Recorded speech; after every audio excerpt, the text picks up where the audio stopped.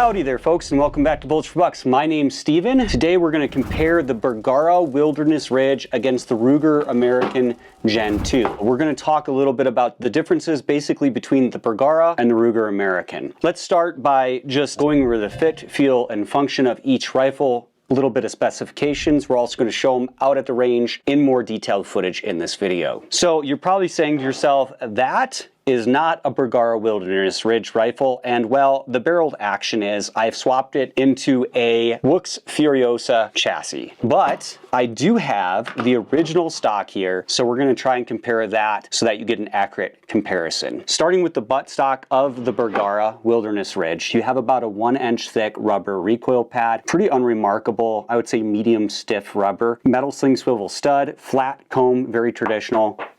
Nice fiber reinforced polymer, soft like touch, like a rubber soft touch feel to it. It's kind of grippy. Checkering on the grip here, fits nice in the hand. Very light stock, by the way. Now let's talk about the Ruger American stock. About 1 inch thick rubber recoil pad, softer rubber, triangular cuts in it, really does a good job mitigating felt recoil. Removable spacers for length of pull right here. Splatter coat paint job on it.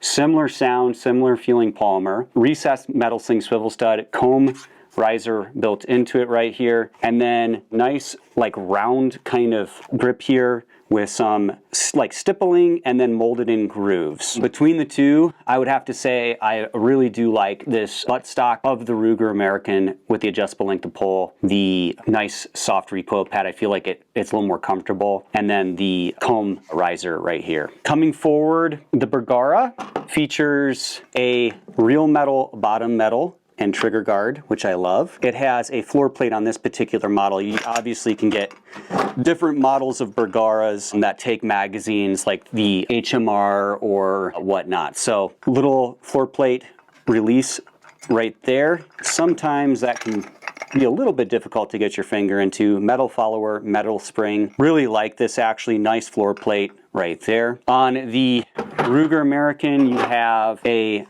separate piece of plastic that acts as your magazine well, and then it has a roll pin through a little lever here for your magazine release. You have to remove that to get to the rear action screw, which is kind of a pain. And then it can take AICS pattern mags, which is kind of good if you want a high mag capacity.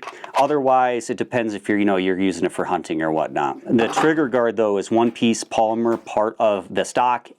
Terrible. That breaks, you have to replace the whole stock. Also, with the bolt forward in the Ruger American Gen 2, you can have a really difficult time fully seating your magazine. Some people say they can't get theirs seated at all, which is a pretty big negative if you ask me. Some people are like, well, you're just an idiot and you shouldn't have your bolt forward when you put a mag in, but I disagree. Coming forward down the forend, you have ribbing right here for reinforcement, nice soft touch front sling swivel stud. Doesn't really flex, nice and stiff. I like the feel of it. Nothing super remarkable, has checkering, but feels good. Ruger American, you have like a finger shelf right here, some like grooves in the polymer front sling swivel stud, but definitely does not feel as grippy, but it is stiff, got ribbing all the way down it. You have V-block bedding right here, metal V-blocks that bed against the receiver right there and right there. Really nice bedding system for repeatable accuracy. In the Bergara, you have a recess for the front metal recoil lug that is sandwiched between the barrel and the receiver, kind of like a Remington. And then you have metal pillar bedding where the action screws go. Both are plenty adequate and good bedding systems. Coming forward on the Bergara, you have a curved trigger blade, single stage trigger. It is adjustable. I believe between like 2.5 or 2 and 4 pounds in there. Really nice trigger actually. This one breaks right at 2 pounds. Very nice trigger. On the Ruger American Gen 2, you have a trigger with a center blade, kind of like a Savage Accu trigger, and it is adjustable from like 2.5 to 4 pounds. This one breaks between 3 and 4, kind of inconsistently, and didn't really adjust the way it was supposed to. Take that for what it's worth. Most do though. I've had others that adjusted just fine, but the trigger on the Bergara is definitely without a doubt a better trigger. Then coming up, I should say, you have a Cerakoted receiver on both of these particular rifles. It depends what models you get. You have a lever right here where you can push to remove the bolt. You have a 90-degree bolt throw on this Bergara. Nice polished bolt bodies, removable large tactical knurled bolt knob, cocked indicator at the rear, 2 locking lugs, plunger ejector, and little claw extractor built in the lug on that side right there. Rides insanely smooth in the receiver, as smooth as a lot of Tikkas or very close to it, much smoother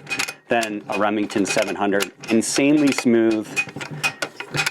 On the Ruger, you have a 70-degree bolt throw, but it's definitely stiff and kind of catches. Hefty bolt, it is polished, though not as nicely. 3 locking lugs, a plunger ejector, and a little claw extractor in the lug, and a threaded on bolt knob. It has a cocked indicator as well. Rides pretty smooth in the receiver, but not as smooth as the Bergara, but I gotta say, way better than the Gen 1 Ruger American, and I like the short bolt lift. Safety on this Bergara, 2-position, does not lock the bolt on safe.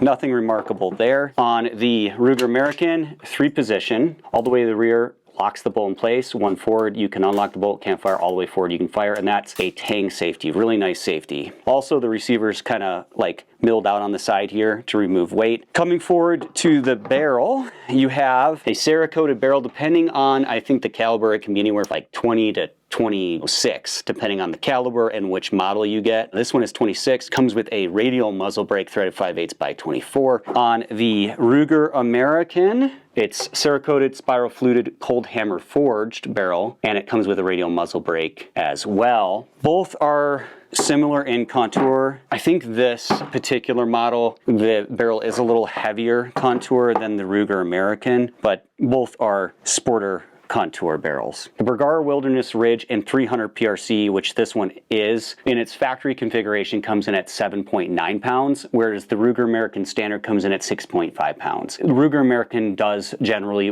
run lighter than the Bergara B14 series rifles. The Ruger is available in Predator, Ranch, and Standard. The Bergara is available, I think, in the Hunter, the Wilderness Ridge, the Ridge Wilderness Carbon, and a whole bunch of other models as well. All right, so let's see how these performed at the range.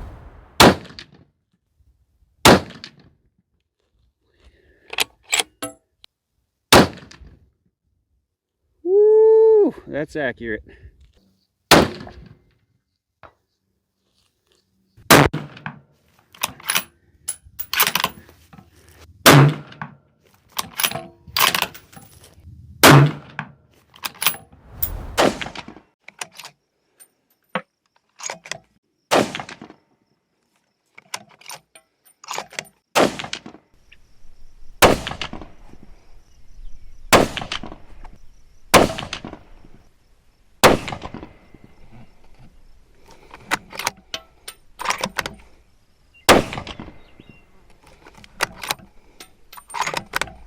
I flinched on that last one.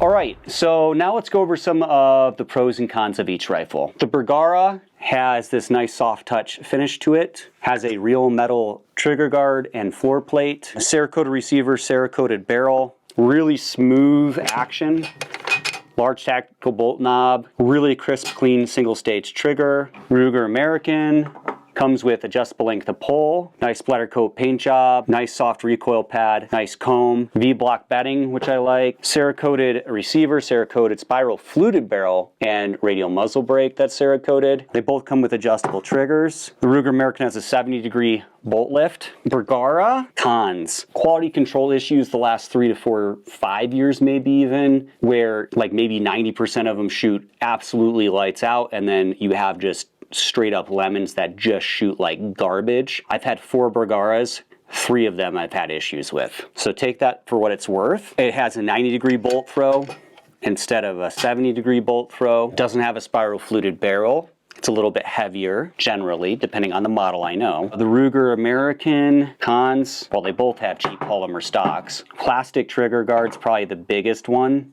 And then the fact that this trigger didn't want to adjust and isn't as nice. Also, the Ruger American's not available in as many calibers, I don't think, and it's not available in as many variations as the B14 is. Like, you can get a whole bunch of different variations of the Bergara B14 series rifles. All right, so closing thoughts, which one would I get? Whew, this is tough. The Bergara uses Remington 700 footprints. So you have tons of aftermarket stocks and chassis available and things like that. and you can use Remington triggers, I believe, on it too. So there's a lot for the Ruger American, but still not quite as much. It's going to depend on the model, right? If we go Wilderness Ridge though, this particular one with this particular stock I have against this particular Ruger American standard, man, it's tough.